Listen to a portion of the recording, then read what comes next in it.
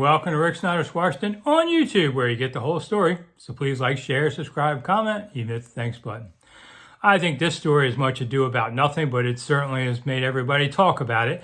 And that is when Washington Commanders coach Ron Rivera mentioned that some of the players came to him and said, man, can we cut back a little bit on the intensity of these practices? You know, that Eric Bieniemy is maybe a little much. Ron pretty much said, go talk to EB about this and let EB explain to you what he's trying to do.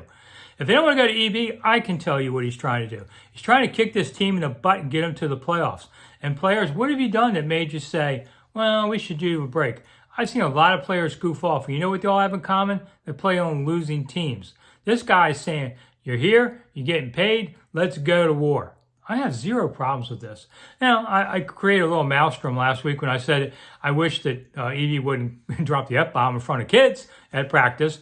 You know, he can yell at players all he wants. I don't care. I mean, people got the wrong impression of what I was trying to say.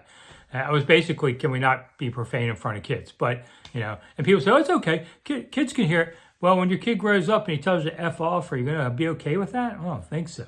Anyway, back to EB. So EB's a pretty cool guy. I like a lot of what he's doing here. You know, the cursing aside. So what he's trying to tell these guys is, listen, I came from Kansas City. Won some Super Bowls. This is how it's done. Let's go. I don't want to hear no whining, but basically EB will explain these things to him. He's very good at players.